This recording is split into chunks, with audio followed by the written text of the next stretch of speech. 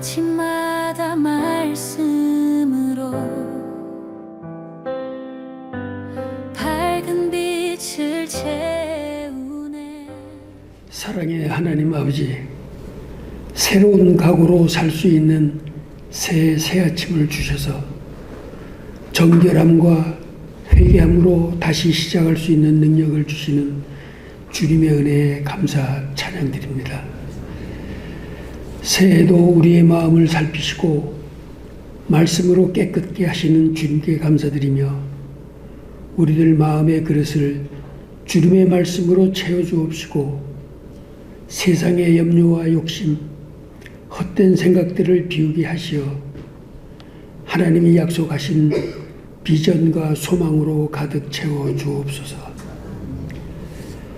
예수님을 더욱더 알고 사랑하고 따르기 원하며 나의 자랑을 버리고 오직 예수 그리스도만을 자랑하게 하옵시고 저희들의 마음을 붙들어 주시옵소서. 살아계신 하나님 아버지, 세상을 살아가며 말 한마디에 상처받고 관계 속에서 마음을 아파하며 억울함과 두려움으로 마음이 굳어질 때가 많았고 또한 의도하지 않았던 말과 태도로 누군가의 마음을 아프게 했던 순간들이 많았음을 회개하오니 용서하여 주옵소서. 주님, 새해에는 우리가 다른 사람들에게 상처를 주는 말로 살지 않게 하시고 상처에 매어 살아가지도 않게 하시고 우리의 마음을 주님의 말씀 따라 날마다 새로워지게 도와주시옵소서.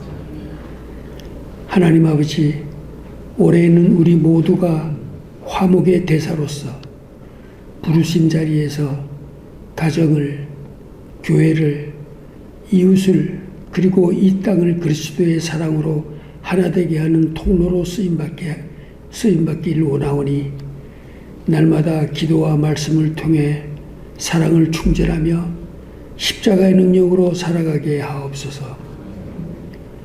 만능의 하나님, 올해도 임 목사님을 중심으로 하나님이 기뻐하는 밝은 교회로 만들어 주시길 기도드리며 지금까지 구름 기둥과 불 기둥으로 인도하셨던 그 은혜로 2026년 한 해에도 우리의 발걸음을 인도하시고 모든 두려움에 두려워하지 말라고 하시는 말씀하신 대로 주님의 음성을 듣고 강건해지도록 도와주시옵소서. 오늘도 우리들 삶 속에서 함께 하시며 우리들을 붙드시고 인도하여 주실 것을 믿으며 이 모든 말씀 우리 주 예수 그리스도의 이름으로 기도드립니다. 아멘.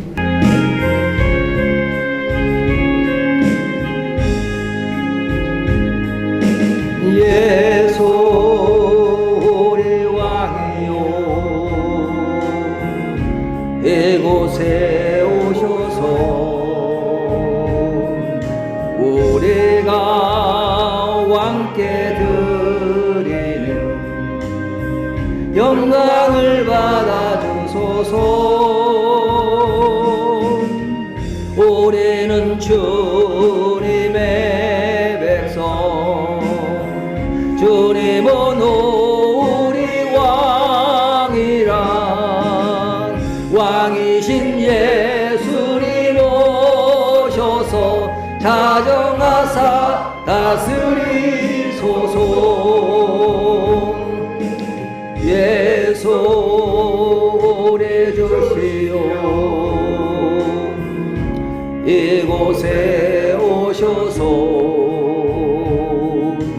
우리가 주께 드리는 찬양을 받아주소서. 우리는 주님의 종들, 주님은 우리 조시랑 주 대신 예선에 모셔서 이 찬양을 받아주소서. 예수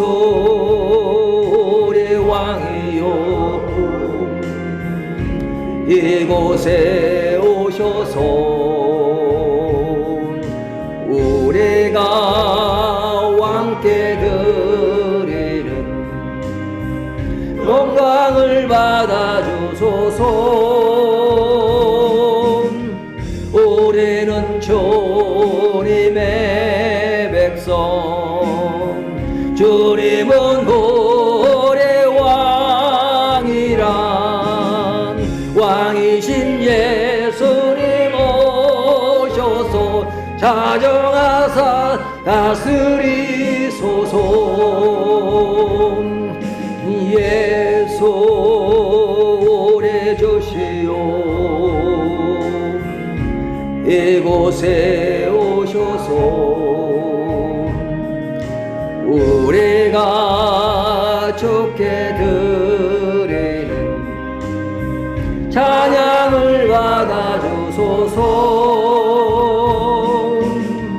우리는 주님의 종들, 주님은 우리 조시라. 주 대신 예수님 오셔서 이 찬양을 받아주소서. 아멘. 인사 한번 나눌까요?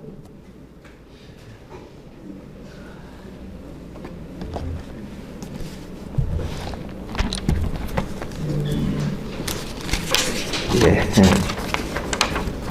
감사합니다.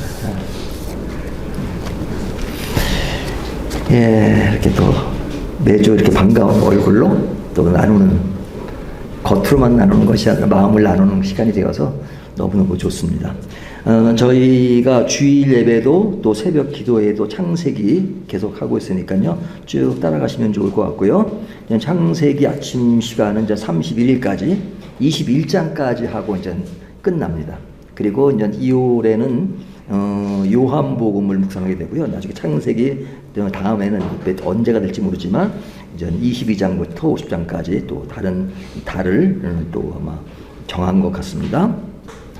매일 성경 개인적으로 쭉 하시고요. 또 같이 나누는 것도 함께 하셨으면 좋겠습니다. 네. 날씨가 그래도 오늘은 조금 다른 날보다 포근해진 것 같은데요. 우리의 마음도 늘 따뜻했으면 좋겠습니다. 기도하겠습니다.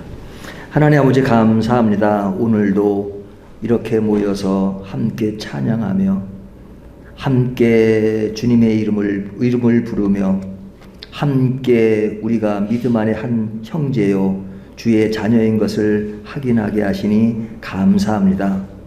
이러한 감사가 우리의 예배뿐 아니라 우리의 삶의 영역 속에서 늘 하나님을 주인으로 모시는 삶의 풍요로움을 늘 맛보게 하시고 그 기쁨과 그 충만함과 그 기대가 우리의 삶을 신앙으로 꽉 지배할 수 있도록 해 주십시오. 주님이 계시지 않으면 우리의 인생이 값 없다는 것을 늘 기억하면서 오늘도 내일도 주님 사랑 안에 늘 거하게 해 주십시오. 주님의 은혜 감사해서 주님께 물질을 드렸습니다. 물질을 드릴 때마다 늘 주님의 나라를 생각하게 하시고 주님의 나라가 이 땅에 실현되는 것을 최고의 소망으로 할 수 있도록 해 주십시오. 예수님의 이름으로 기도합니다. 아멘. 말씀 봅니다. 창세기 25장 12절에서 18절 말씀입니다. 창세기 25장 12절에서 18절 말씀, 구약성경 31쪽이 되겠습니다. 12절부터 18절까지 교독합니다. 사라의 여종 애굽인 하갈이 아브람에게 낳은 아들 이스마엘의 족보는 이러하고 이스마엘의 아들의 이름은 그이와 그 세대로 조합합니다. 이스마엘의 장자는 누가시요 그 다음은 게랄과 아고엘과 미스마와 미스마와 두마와 마사와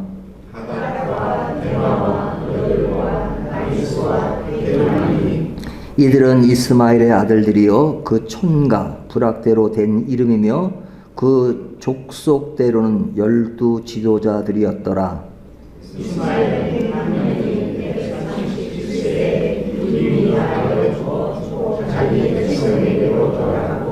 18절 같이 습니다.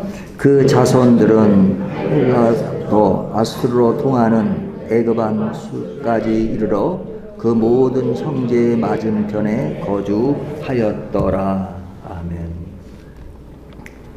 오늘 말씀 12절을 보면 이 내용이 무엇이다 하는 것들을 딱 전제하고 시작하죠. 12절에 보면 이스마엘의 족보는 이러하고 그러죠. 그러니까 이 내용은 아브라함의 아들 이스마엘의 족보를 이야기하고 있습니다. 이삭뿐 아니라 이스마엘도 아브라함의 아들입니다. 이삭이 태어나기 13년 전에 아브라함의 첫 아들로 태어났죠. 그러니까 이삭이 태어나기 전까지는 그는 아브라함과 사라에게 하나밖에 없는 아들로 매우 귀한 존재였습니다. 이삭을 꿈꾸기가 어려웠죠. 하나님이 아들을 주신다고 했지만 이미 그들은 나이가 많았고 아이를 낳을 수 없는 형편에 지금 앞에 놓여 있는 이스마엘은 살아있는 증거입니다. 그 확실한 이스마엘이 있으니까 아브라함이 설령 이삭을 낳을 수 없다 하더라도 이스마엘이 있기 때문에 안전한 마음을 가지고 있었고, 그래서 그 아들 이스마엘은 굉장히 사랑을 받는 그런 입장에 있었습니다. 그러니까 그의 존재는 진짜 부모의 사랑에 독차지하고 있었던 것이죠. 근데 오늘 본문에 보니까 뭐라고 말씀하냐면 다시 12절을 보면요, 사라의 여종 애굽인 하갈이 아브라함에게 낳은 아들 이스마엘의 족보는 이러하고 그러죠. 그러니까 사라의 여종 애굽인 하갈. 여기 이스마엘은 누구의 아들이에요? 하갈의 아들이지만 앞에 어떤 것을 전제하냐면 사라의 여종을 강조합니다. 그러니까 이 사라를 강조하는 것은 비록 이스마엘이 하갈에 배에서 태어났지만 그는 사라의 아들이었다 하는 것을 암시하는 겁니다. 그러니까 사라가 아들이 없으니까 하갈을 어찌 보면 빌린 것이잖아요. 그래서 자기 아들에 대한 의식이 굉장히 강했을 겁니다. 그러니까 사라가 자기가 낳은 자식이 아니더라도 굉장히 사랑하고 굉장히 귀하게 여겼을 것입니다. 근데 이제 이런 분위기가 언제까지 가느냐? 이스마엘이 태어나기 전까지. 이삭이 태어나기 전까지 지금 이스마엘은 굉장히 아주 사랑을 받는 그런 자녀였는데, 이삭이 태어나면서부터 그의 존재감은 떨어지고 이삭의 그늘 아래서 그는 사라의 아들이 아니라 하갈의 아들이라는 종의 서자의 자리로 돌아간 것을 보여주죠. 그런 차원에서 이스마엘이 한참 동안 본문에서 사라진 것은 바로 이삭의 이야기가 주를 이루기 때문에 그렇습니다. 그러니까 우리가 25장에 와서 지금 이스마엘 이야기가 나오지만 그 전까지 한참 동안 이스마엘이 나오지 않았잖아요. 주 앞의 내용은 누구의 내용이었어요? 이삭이 결혼하는 장면이 주를 이루고 이스마엘의 이야기는 거의 나오지 않았습니다. 그러다가 지금 시점에 와서 지금 이스마엘의 이야기가 나오는 것입니다. 그렇다면 이스마엘이 등장하는 것은 그동안 지금 족보에서 가려져 있었지만 그의 존재감이 완전히 사라진 것은 아니죠. 그는 분명히 존재하는, 그리고 역사 속에서 분명히 있는 사실의 존재라는 것을 알리는 신호입니다. 그러니까 사람들이 이삭과 이스마엘을 구분할 때 이삭은 긍정적으로, 이스마엘은 부정적으로 생각하는 것이 있잖아요. 하지만 오늘 본문 말씀은 이 두 사람의 관계를 그런 어떤 좋은 곳과 나쁜 곳으로 비교하는 것이 아니라 그냥 중립적으로 이스마엘은 이러한 존재다 하는 것들을 그대로 드러내고 있는 겁니다. 그래서 오늘 이야기는 전체 내용이 이스마엘 이야기로 가득 차 있습니다. 그 내용이 뭐냐면 이스마엘의 후손 12명을 이야기하죠. 이스마엘의 후손 12명. 이 12명이라는 이 12이라는 것은 사실은 이삭의 그 후손과 비교가 됩니다. 이삭의 후손과 비교가 되는데 여기 나오는 인물들을 보면요. 하나하나 보면 느바옷, 이것은 장자죠. 이 사람은 그 아라비아 북부에 거주했던 것 같습니다. 그 다음에 게달 나오고요. 이 사람은 유목민 부족으로 발전해서 그의 이름은 성경에 가끔 등장하는 인물입니다. 그 다음에 압부엘, 이 사람의 뜻은 하나님은 짓는다. 하나님이란 단어가 들어가요. 그 다음에 밉삼, 여기서는 향기란 뜻을 가지고 있고, 미스마, 여기는 듣다. 또 두마, 이것은 이사야에서도 언급되는데 아라비아 지역 부족 국가인 것을 이야기합니다. 그 다음에 마사, 이 뜻은 짐, 부담이라는 뜻을 가지고 있고요. 하닷, 이것은 위험, 영광이라는 뜻을 가지고 있습니다. 그리고 대마, 이것은 그 아라비아 북부 오아시스 지역과 연결되는 인물인데 그 다음에 나오는 인물 여둘, 이것은 이스라엘과 접경 지역에 살고 있는 그런 부족 국가였습니다.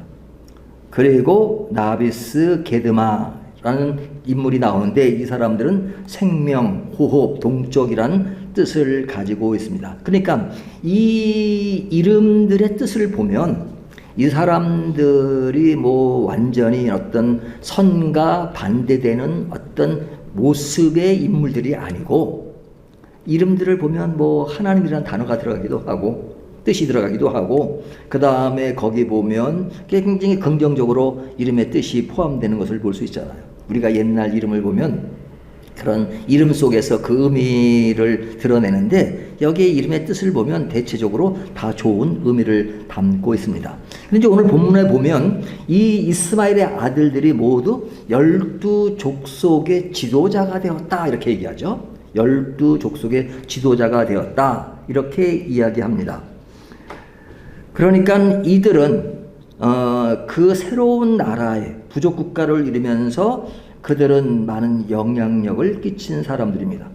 근데 이 12족속이라고 하는 것은 야곱의 12아들과 대칭을 이루는 구조죠. 하나님이 아브라함의 후손에까 쭉 가다가 이제 야곱의 자녀 12명이 12지파를 이루잖아요.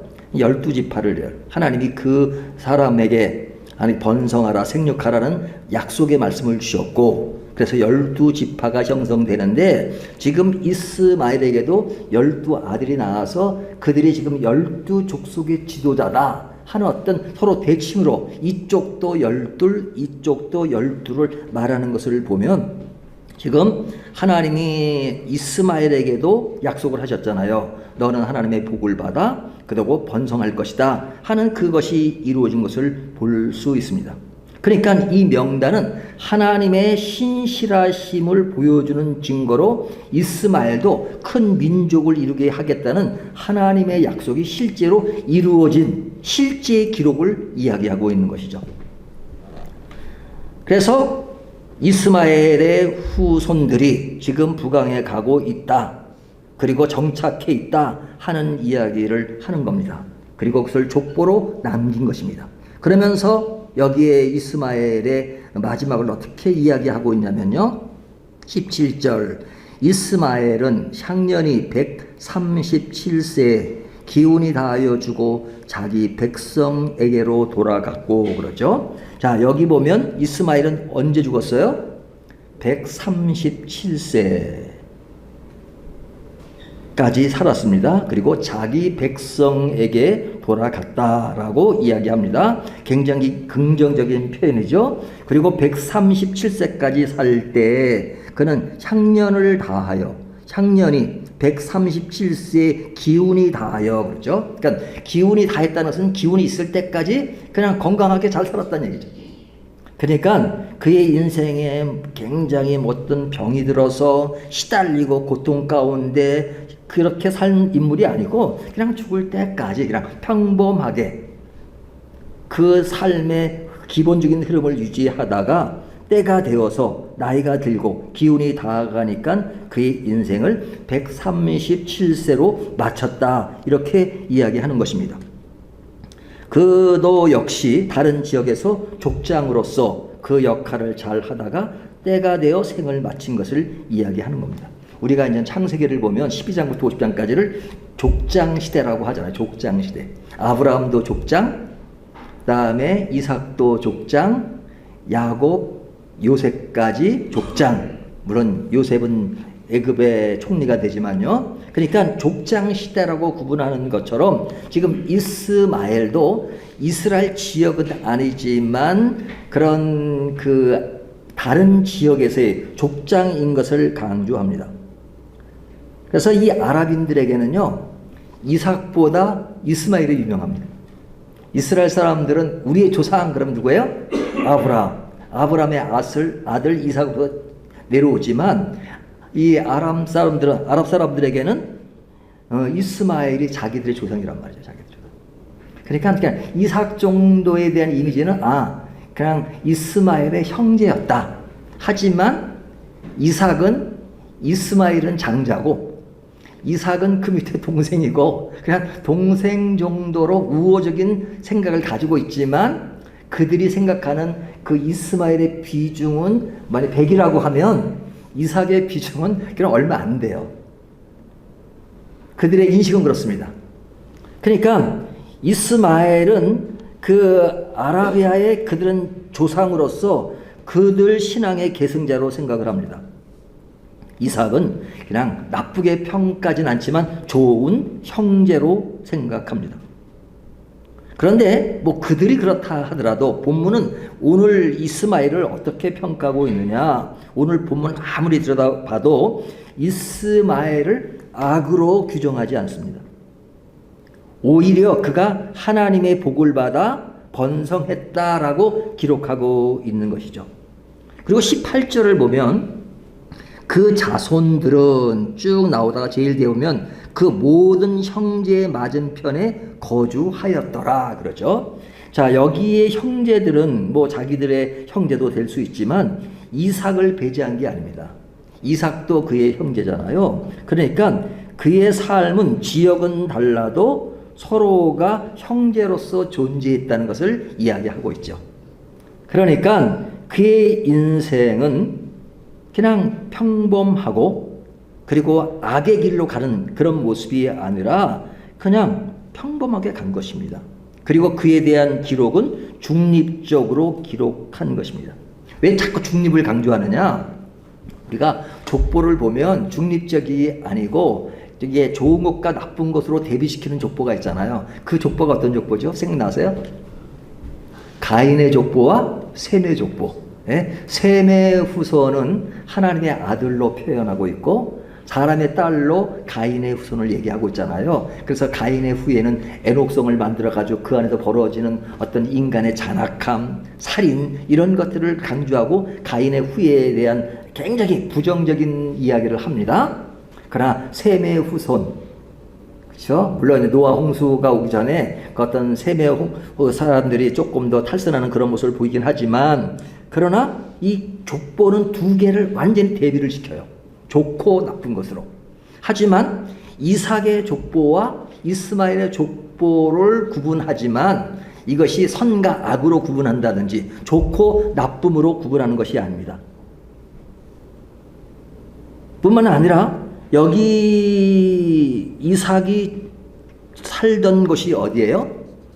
부엘라 헤로이.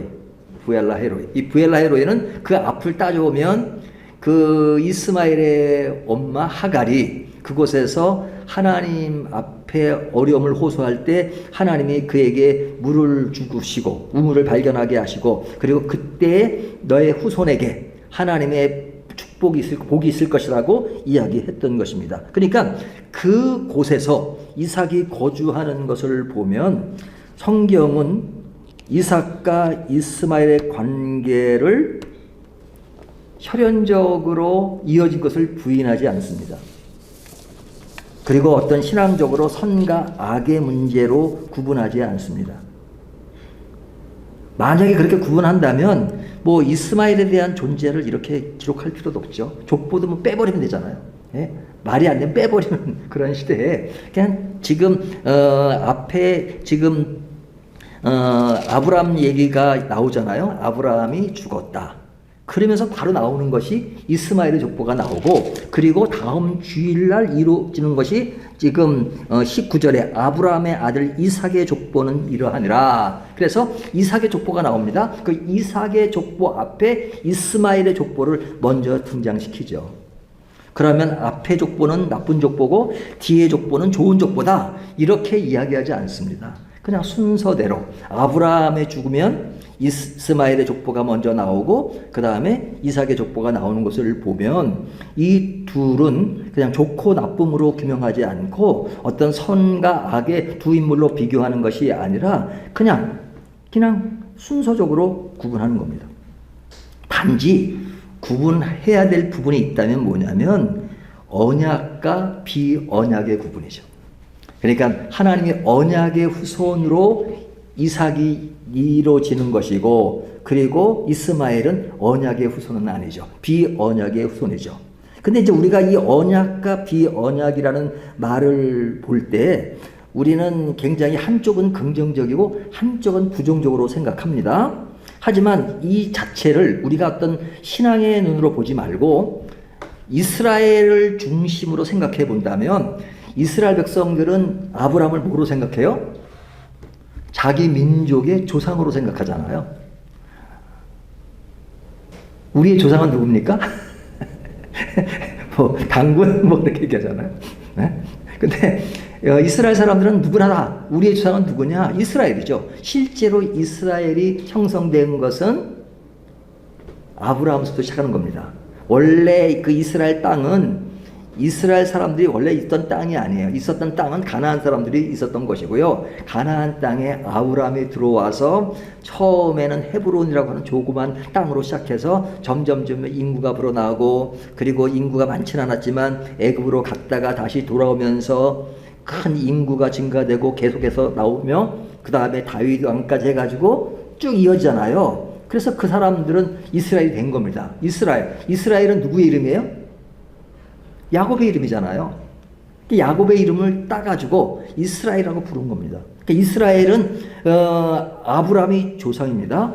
근데 하나님이 아브라함에게 내가 이 땅을 언약으로 주신 것, 이 땅과 이 백성을 너에게 줄 것이다. 아브라함이 그 약속을 받을 때는 아브론 가족 외에는 없었고 이삭마저도 없었어요.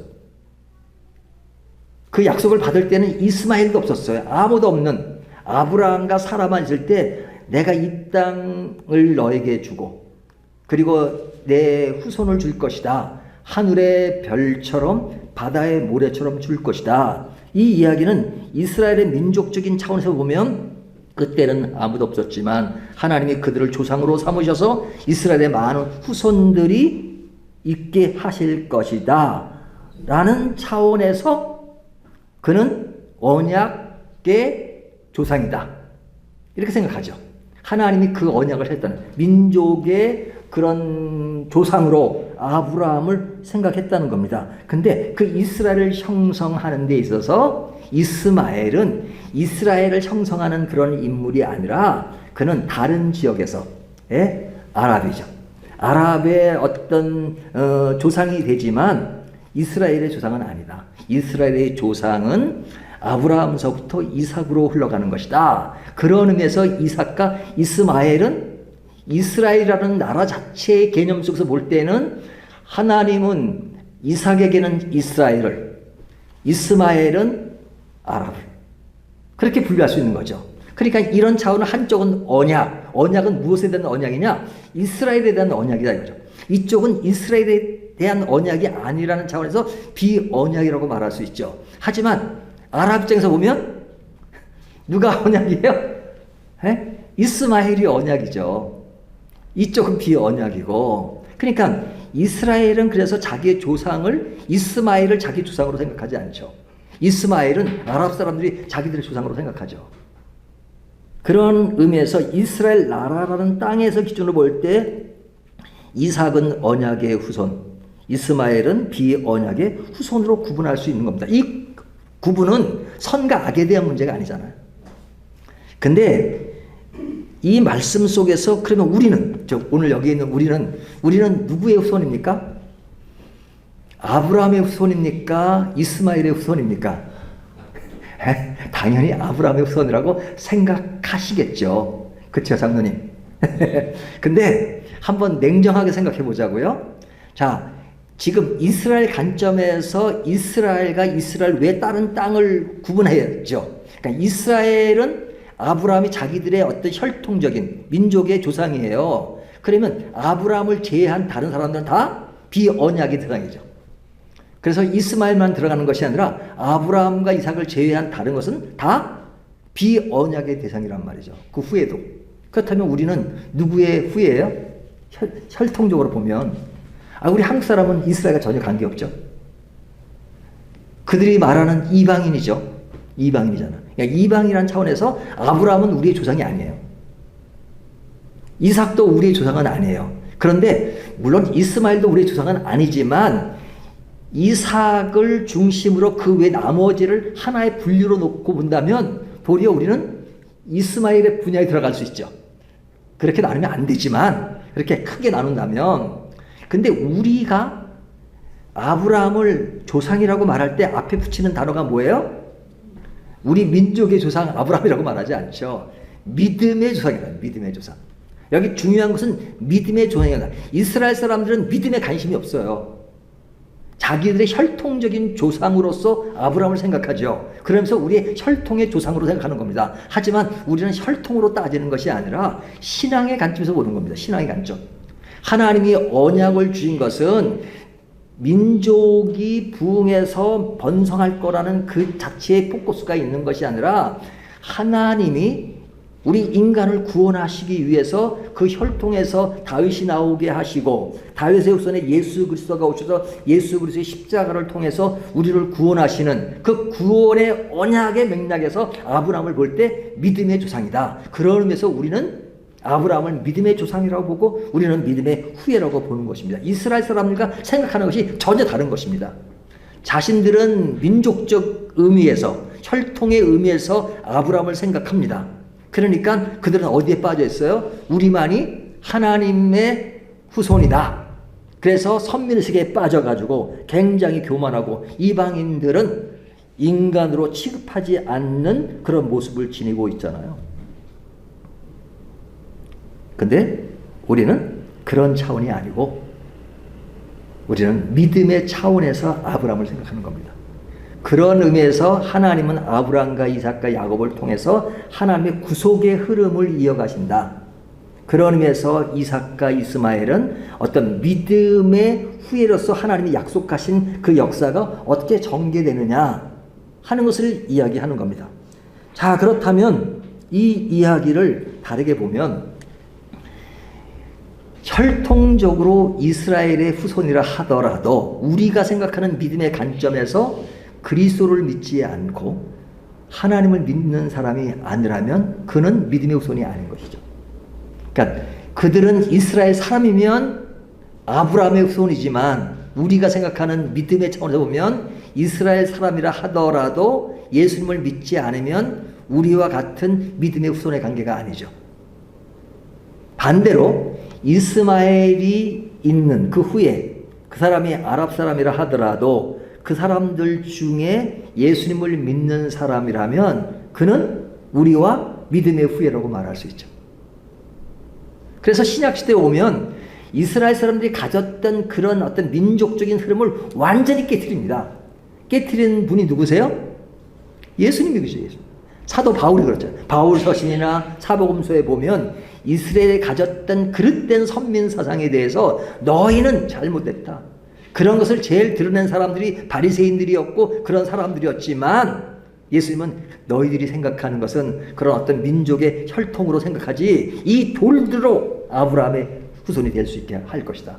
이 돌들로도 너희들이 생각하는 것은 하나의 혈통적인 관계로만 생각하는데 그거는 아니야. 하나님이 말씀하시는 언약의 개념은 너희들이 말하는 그냥 어떤 혈통적인 후손의 관계를 얘기하는 것이 아니라 하나님이 그들을 통해서 하나의 모델로서 그를 쓰면서 결국은 그리스도가 오실 것이고 그 그리스도를 통해서 우리를 구원하시는 그 흐름을 얘기하는 것이야. 이것을 가지고 믿음의 조상이라고 말하는 것이고 그 관계로 이어지는 사람을 믿음의 후손이라고 말하는 것이야. 이렇게 이야기하는 것입니다. 자, 그렇다면 이 말씀을 오늘날 우리는 어떻게 적용할 수 있을까요? 이 이야기를 지금 말씀드린 것처럼 혈통적인 차원이 아니라 신앙적 차원에서 보면 우리의 믿음은 분명해야 합니다. 우리의 믿음은 어떤 믿음이에요? 예수 그리스도 외에는 구원이 없습니다. 예수 그리스도를 믿는 자만이 믿음의 후예고 믿음의 길을 가는 것입니다. 하지만 우리가 믿음의 길을 가는 진짜 영적인 언약 백성 외에 아직도 믿지 않는 주변에 많은 사람들이 있죠. 그 사람들이 이스라엘 사람들이 이삭과 이스마엘을 구분했듯이 우리는 신앙적 차원에서 언약과 비언약을 구분하는 것입니다. 우리 주변에 누가 있어요? 믿지 않는 사람이 많잖아요. 그 사람들에 대한 태도를 어떻게 생각해야 됩니까? 아주 극단적인 사람은 예수 믿지 않는 사람 보면 어이구 마귀 새끼들이 흘러가게 이렇게 말하는 사람도 있단 말이죠. 우리가 주변에 믿지 않는 사람들이 더 많잖아요. 하지만 성경은 믿지 않는 사람들이니까 그들을 증오해라. 그들을 향해서 그들은 믿음의 후손이 아니라고 정죄해라. 그렇게 말씀하고 있나요? 믿지 않는 사람들이 가는 마지막에 대해서 성경은 이야기하고 있지만 그러나 결코 우리가 믿음의 후손이기 때문에 믿음이 없는 사람들을 향해서 돌을 던지라고 말씀하지 않습니다. 그러면 우리의 정체성을 그러면 좀 이렇게 분명하게 하지 말아야 되느냐? 아닙니다. 우리의 믿음의 정체성은 너무너무 분명합니다. 우리의 구원은 예수 그리스도를 통해서 살 수밖에 없습니다. 새로운 생명, 영원한 생명은 오직 예수 그리스도를 믿음 안에서만 가능합니다. 그런 의미에서 우리의 믿음의 정체성은 너무너무 분명하고 예수 그리스도 외에는 구원이 없다라고 분명히 이야기해야 합니다. 왜냐하면 우리는 그런 언약 백성의 사람들이기 때문에 우리의 믿음은 그런 차원에서 흔들리면 안 됩니다. 하지만 동시에 우리는 은혜의 폭을 넓혀야 합니다. 은혜의 폭. 하나님의 은혜는 오늘날 믿지 않는 사람들을 하나님이 버리신 것이 아니고 하나님은 그들을 믿음의 영역으로 들어오기를 기다리십니다. 그리고 그들을 대할 때 하나님이 백성이 될 수 있는 길이 그들에게 열려 있다는 것을 우리에게 알리시고 우리는 전도하라고 말씀하시고 선교하라고 말씀하시고 그들에게 나아가라고 말씀하십니다. 성도는 성도가 아닌 사람을 외면하지 않습니다. 그들은 진정한 우리의 형제가 되기를 바라시고 계십니다. 하나님은 우리의 믿음은 분명하지만 은혜의 폭은 굉장히 넓게 생각하기를 원합니다. 사실은 우리 주변을 보면요, 믿지 않는 사람이 더 많잖아요.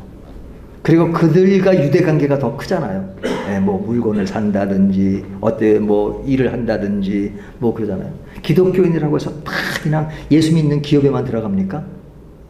뭐 예수 믿는 기업이 아닌 경우가 더 많죠. 하지만 그곳에 가서 열심히 하고 너는 믿는 사람이니까 비언약, 우리는 믿는 사람이니까 언약, 차원이 달라.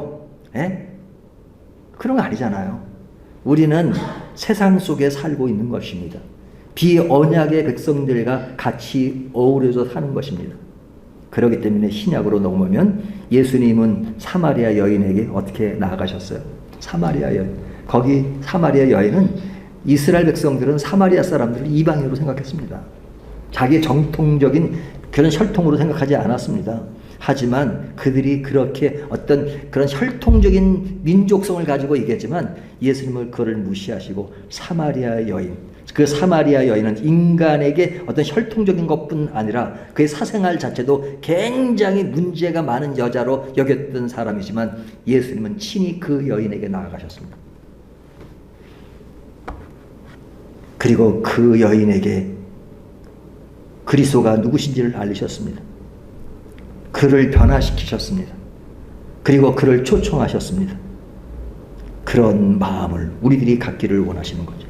바울은 이방인들에게 복음을 전했습니다. 그러니까 처음 이방인에게 복음을 전할 때 예루살렘 교회에서는요, 그 안에 베드로도 있었고 그러잖아요. 베드로도 사실은 선민의 세계에 좀 빠져 있었기 때문에 그런 것을 굉장히 두려워했어요. 이방인들에게 복음 전하는 것을 두렵게 생각했어요. 왜? 복음은 자기들의 전매 특허받은 것으로 생각했습니다. 그래서 예루살렘 공회에서 이방인들에게도 복음을 전해도 된다는 것을 규명하기까지는 시간이 걸렸어요. 베드로가 이방인들과 식사하다가 누가 오니까 그냥 그렇게 좀 더 그렇게 좀 약간 그런 거부감을 갖는, 좀 부담스러워하는 그 모습에 대해서 바울 같은 사람은 너무 아주 그냥 강하게 질타하는 내용도 나오잖아요. 그 당시 베드로는 최고의 그런 그 입장에 있는 사람이었습니다. 하지만 바울이 왜? 복음은 그런 어떤 하나의 작은 울타리 속에서 내가 전유한 것이니까 우리 외에는 없다라고 말하는 것이 아니라 넓게 퍼지라는 것이요. 넓게 퍼져. 세상과 이웃을 향해 열린 마음을 가져야 한다는 것이죠. 선민 사상이 왜곡될 때 굉장히 위험합니다.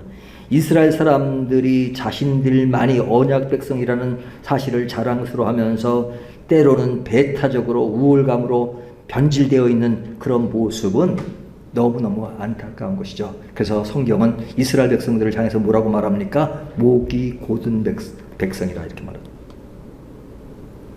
선민 사상이 왜곡되면 다른 민족을 무시하거나 배척하는 태도로 나타납니다. 그래서 이스라엘 사람들은 이방인들을 뭐라고 해요? 개라고 그러잖아요. 개는.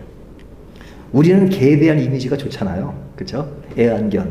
하지만 이스라엘 사람들은 개에 대한 이미지가 아주 안 좋고 최고 나쁜 그런 욕으로 개라고 이야기합니다.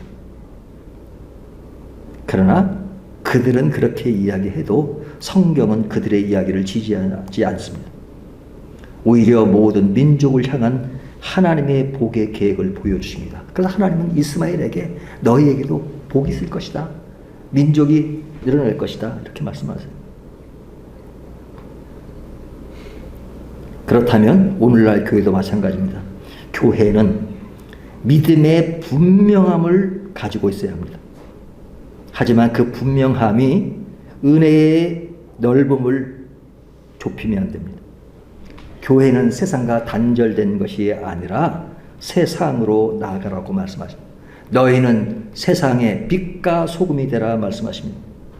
우리는 언약 백성이지만 그 언약은 세상을 향한 복의 통로가 되어야 된다고 말씀하시는 것이죠. 자, 그렇다면 다시 한번 정리합니다. 오늘 말씀은 이스마엘을 악으로 규정하지 않습니다. 오히려 하나님께서 언약 밖에 있는 자에게 신실하시며 모든 민족을 향한 복의 통로가 되기를 원하심을 보여주고 있습니다. 그런 차원에서 우리의 믿음은 흔들림이 없이 분명해야 합니다. 그러나 은혜는 경계 없이 넓어야 합니다. 성도는 이스마엘의 족보를 통해 하나님의 신실하심을 확신하고 언약의 길을 붙잡으며 은혜를 흘려보내는 삶을 살아야 합니다.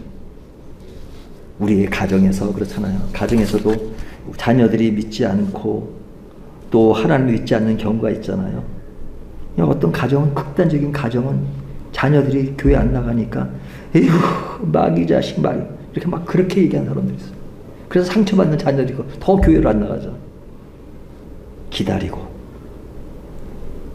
그리고 그들이 거부함을 갖는 것에 대해서 새로운 방법으로 기다리고 그리고 그들도 하나님이 때가 되면 함께 하신다는 것을 기대하면서 한 가족으로서 형제로서의 모습을 따스하게 하는 것이 필요합니다. 그는 대비되는 대상이 아니라 우리의 영역 속에, 언약의 영역 속에 들어야 할 같은 형제입니다. 직장에서도 마찬가지입니다. 우리의 직장은 믿지 않는 사람이 많지만 그들과 겉으로는 일을 해도 속으로는 너는 믿고 나는 안 믿는 사람이라는 구분을 통해서 어떤 신앙을 이연화시키는 것이 아니라 그들도 하나님 앞에 돌아오기를 기다리는 그 마음으로 우리의 어떤 직장에서의 가지고 있는 능력을 최선을 다하고 신실함을 통해서 믿음의 사람은 신앙도 좋지만 정말 또 일도 신실하게 하는구나. 삶이 참 짜임새가 있구나 하는 것을 갖게 하는 것. 교회도 작은 영역에서만 속하지 않고 보다 넓게 세상과 이웃을 향해 열린 마음을 갖는 것. 이것이 오늘 본문에서 이스마엘의 족보를 통해서 우리가 그런 언약과 비언약의 구분을 어떻게 하면서 또 어떻게 대해야 되는가 하는 것들을 보여주고 있습니다. 오늘 다시 정리하면 믿음은 확실하되 은혜의 복은 넓혀라. 이 말씀을 오늘 메시지로 주고 계십니다. 기도하겠습니다. 하나님 아버지 감사합니다. 오늘 말씀을 통해서 우리의 신앙 속에 흔들림 없는 믿음과 경계 없는 은혜를 말씀하고 계십니다. 우리의 신앙은 너무너무 분명하고 그것을 분명히 지키지만 그 지킴은 왜곡되고 좁아지고 그리고 내 안에 갇혀지는 것이 아니라 보다 넓게 나아가는 주님의 큰 의미를 마음에 담고 우리의 삶을 넓은 시각을 가지고 인생을 우리의 신앙을 유지할 수 있도록 도와주십시오. 예수님의 이름으로 기도합니다. 아멘.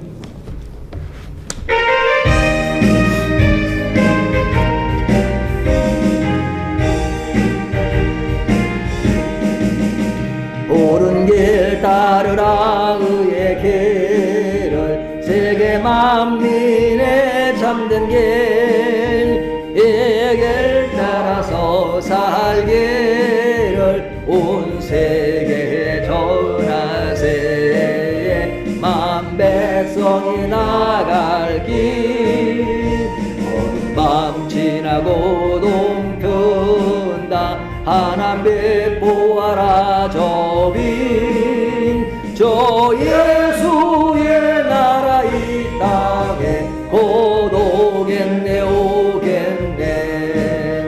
주 예수 따르라 승리의 주 세계 만민이 나갈 길과 진리요 참 생명 내 창검을 부수고 따르라 하평원. 오는 밤 지나고 동튼다. 하나님 보아라 저민 저 예수의 나라의 땅에 곧 오겠네 오겠네. 놀라운 이 소식 알리오라. 세계 만민을 구하렴.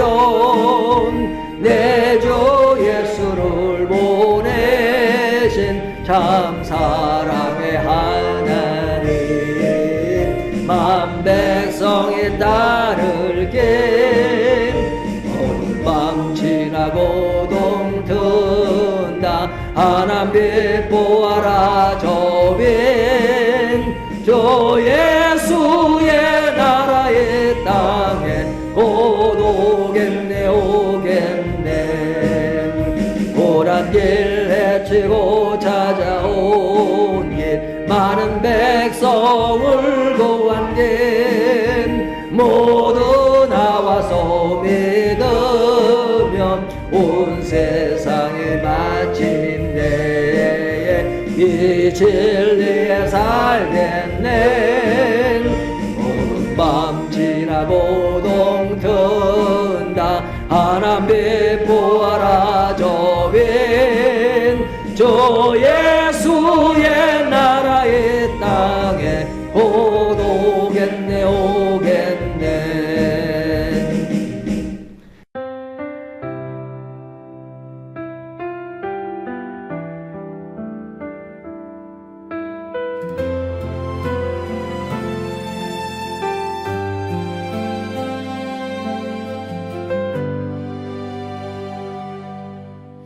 아침마다 말씀으로 밝은 빛을 채우네. 기도 속에 주님 계시고 숨결만